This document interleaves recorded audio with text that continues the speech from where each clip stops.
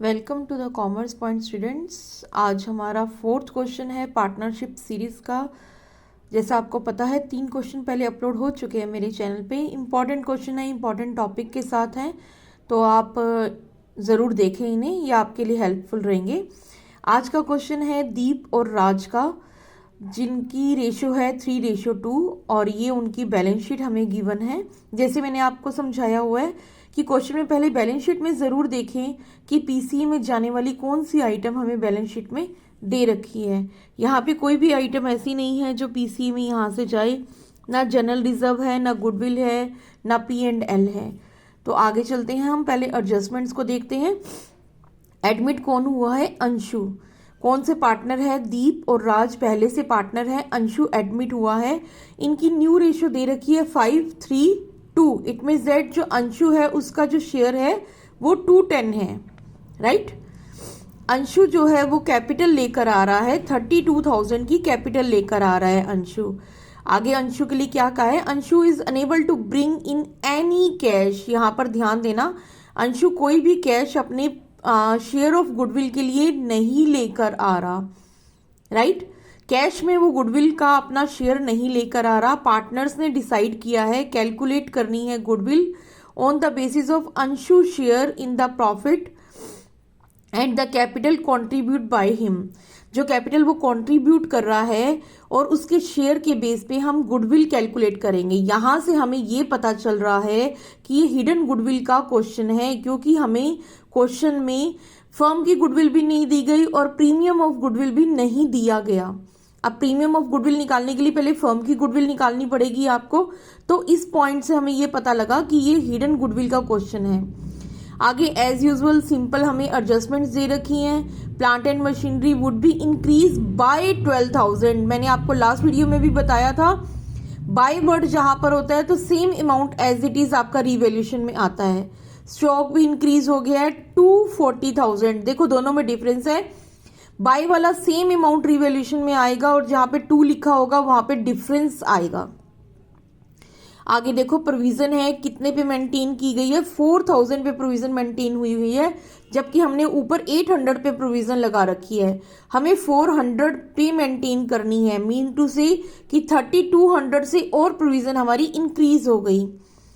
Building appreciate हुई है हमारी, फर्नीचर डेप्रिशिएट हुआ है हमारा, और एक एडिशनल लायबिलिटी भी आई है जो कि अभी इंक्लूड नहीं है बैलेंस शीट में, और पार्टनर ने डिसाइड किया है कि न्यू फॉर्म में इसको भी इंक्लूड करेंगे, तो ये भी लायबिलिटी इंक्रीज हो गई हमारी।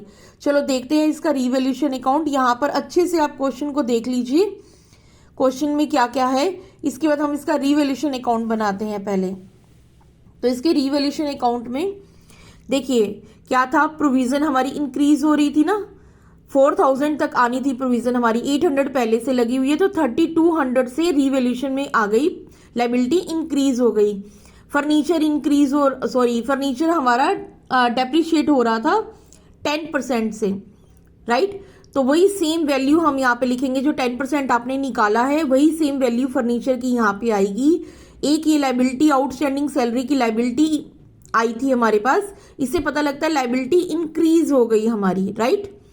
इधर देख लेते हैं क्या आएगा। प्लांट और मशीनरी हमारी एप्रिशिएट हो गई थी, एप्रिशिएट होगी तो कहाँ आएगी? क्रेडिट साइड पे। 12,000 से एप्रिशिएट हुई थी तो 12,000 ही लिखेंगे हम यहाँ पे। जो हमारा स्टॉक था वो भी हमारा इंक्रीज हो गया था, 40,000 तक आ गया था। तो पहले हमारा स्टॉक कितना था? देखो 32 का स्टॉक था पहले हमारा, और 40 पे आ गया, तो डिफरेंस क्या आया? 8,000 का। लैंड एंड बिल्डिंग भी हमारी एप्रिशिएट होगी थी 20% से, तो 20% हमने लैंड एंड बिल्डिंग का निकाला, तो ये अमाउंट आ गया हमारे पास। तो ये बन गया हमारा रिवैल्यूएशन अकाउंट। अब हम फाइंड आउट करेंगे प्रॉफिट। प्रॉफिट आया ये हमारा, और इसको डिस्ट्रीब्यूट कर देंगे ओल्ड पार्टनर्स में, ओल्ड रेशियो में, राइट स्टूडेंट्स। इसके बाद यहाँ पर देखते हैं अपना पीसीए। पीसीए में सबसे पहले हम लिखते हैं balance BD, right students, as you know. फिर आता है हमारा रिवैल्यूएशन का प्रॉफिट, यहां से ऐसे क्रॉस होके, ओके क्लास। उसके बाद मैंने लिखा हुआ है बाय अंशु करंट अकाउंट। ये पहली बात तो, ये करंट अकाउंट क्यों लिखा मैंने? ये करंट अकाउंट इसलिए लिखा क्योंकि क्वेश्चन में हमें कहा गया था Anshu bring unable to bring in any cash, अगर आपका प्रीमियम ऑफ गुडविल कैश में नहीं आता तो हम यहाँ पर करंट अकाउंट यूज करते हैं। जो पार्टनर आ रहा होता है उसका करंट अकाउंट यूज होता है प्रीमियम ऑफ गुडविल की जगह। अगर वो प्रीमियम ऑफ गुडविल लेकर आता है तो हम यहाँ लिखते by premium of goodwill, but वो गुडविल कैश में नहीं लेकर आ रहा, सो दैट यहाँ पर लिखा हुआ है करंट अकाउंट। पहले देख लेते हैं ये आया कैसे।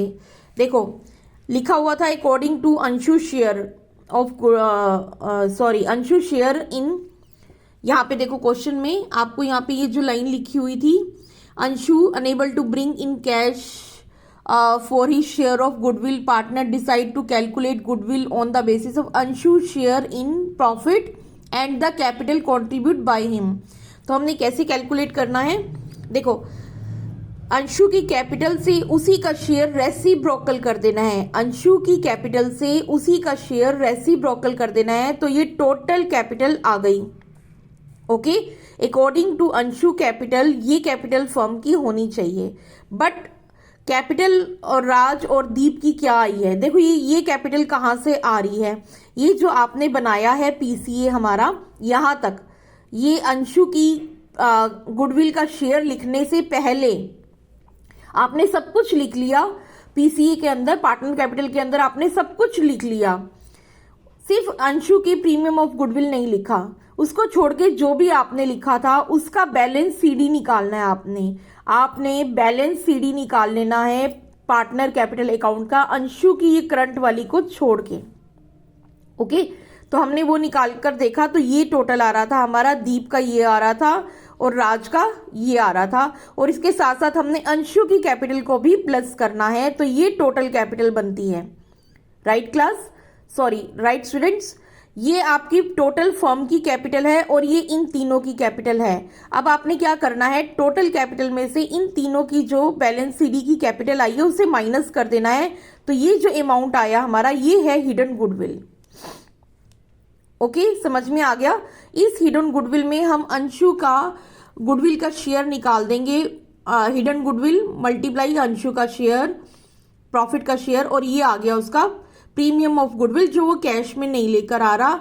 इसको हमने किस रेशो में डिस्ट्रीब्यूट कर दिया, सेक्रीफाइस रेशो में डिस्ट्रीब्यूट कर दिया और पार्टनर्स में यहाँ पे मेंशन कर दिया। उसके बाद अंशु की जो कैपिटल है वो तो हमने पता ही है लिखनी थी। ओके, उसके बाद हम यहाँ पे बैलेंस सीडी निकाल देंगे इसका। इसके बाद चलते हैं हम बैलेंस शीट पे। ये है हमारी बैलेंस शीट, तो ये बैलेंस शीट हम देख लेते हैं। हमारे क्रेडिटर 16,000 के पब्लिक डिपॉजिट में कोई चेंज नहीं हुआ था, ये नई आउटस्टैंडिंग लायबिलिटी आई थी तो इसको हमने ऐड कर दिया। उसके बाद हमने ये कैपिटल लिखी है पार्टनर्स की और टोटल हमने बाहर लिख दिया। इधर देखते हैं कैश इन हैंड हमारा जो था वो है। बैंक बैलेंस में हमारे पास चेंजेस हुए हैं, देखो कैसे चेंजेस हुए हैं।